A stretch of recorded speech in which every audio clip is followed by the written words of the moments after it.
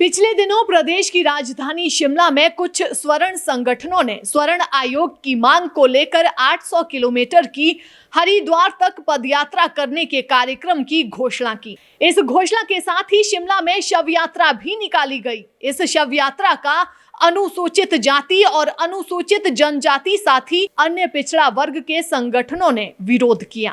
इस शव यात्रा को संविधान का अपमान करार देते हुए प्रदेश उच्च न्यायालय में इस मामले की याचिका दायर करने की भी बात की गई। इस शव यात्रा के विरोध में हर जिले में इन वर्गों के नेतृत्वों ने जिलाधीशों के माध्यम से राज्यपाल को ज्ञापन सौंपे। आपको बता दें कि जो स्वर्ण संगठन स्वर्ण आयोग गठित किए जाने की मांग कर रहे हैं, उनकी मांगों में ये भी शामिल है कि आरक्षण जातिगत आधार पर नहीं बल्कि आर्थिक आधार पर होना चाहिए।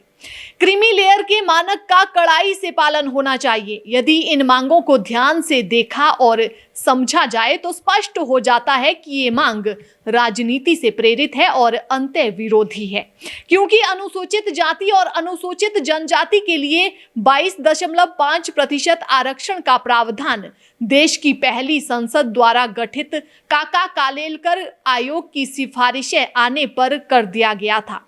इसके बाद 1977 में जनता पार्टी की सरकार आने पर गठित हुए मंडल आयोग की सिफारिशें स्वर्गीय वीपी सिंह की सरकार के कार्यकाल में लागू करने से अन्य पिछड़ा वर्ग को भी 27% आरक्षण लाभ मिल गया था। इसी सरकार में इस आरक्षण के खिलाफ आंदोलन हुआ। वीपी सिंह की सरकार इसकी बलि चढ़ गई और आरक्षण का मुद्दा सर्वोच्च न्यायालय में जा पहुंचा।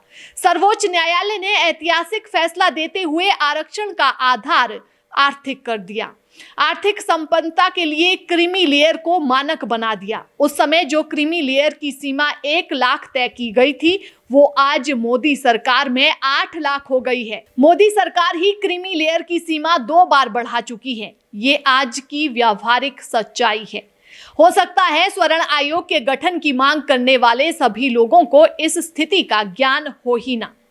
जब सर्वोच्च न्यायालय ने पहले ही हर तरह के आरक्षण का आधार आर्थिक करके क्रीमी लेयर का मानक तक बना दिया, तब आरक्षण के विरोध का आधार कहां बनता है?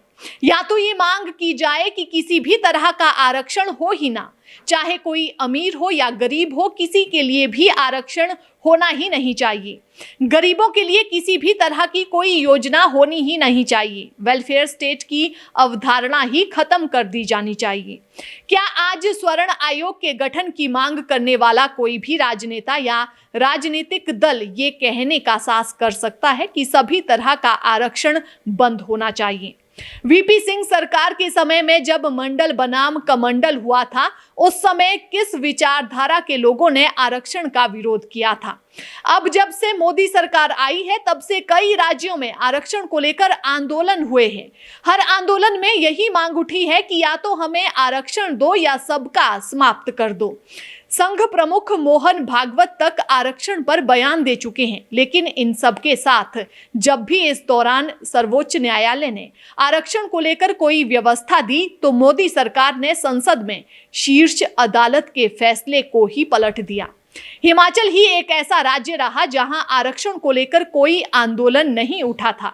अब जयराम सरकार के अंतिम वर्ष में आरक्षण पर स्वर्ण आयोग की मांग के माध्यम से एक मुद्दा खड़ा किया जा रहा है। इसमें भी महत्वपूर्ण ये है कि ये मुद्दा भी मुख्यमंत्री के उस बयान का परिणाम है जिसमें उन्होंने कहा कि स्वर्ण जातियों के हितों की रक्षा के लिए स्वर्ण आयोग का गठन किया जाएगा। मुख्यमंत्री के इस बयान में कांग्रेस के भी विक्रमादित्य सिंह जैसे कई विधायक स्वर्ण आयोग गठित करने के पक्षधर बन गए हैं। क्या ये लोग विधानसभा के इस सत्र में इस पर चर्चा करेंगे कि क्रीमी लेयर में 8 लाख का मानक कैसे तय हुआ? 8 लाख की वार्षिक आय का अर्थ है करीब 67,000 प्रति माह। यदि 67,000 प्रति माह की आय वाला व्यक्ति भी आरक्षण का हकदार है, तो सरकार को ये जानकारी सार्वजनिक करनी चाहिए कि इस मानक में प्रदेश के कितने लोग आ जाते हैं। स्वर्ण आयोग की मांग करने वालों को भी इस मानक पर अपना पक्ष स्पष्ट करना चाहिए। जब आरक्षण आर्थिक आधार पर मांगा जा रहा है, तो फिर और मुद्दा ही क्या बचता है?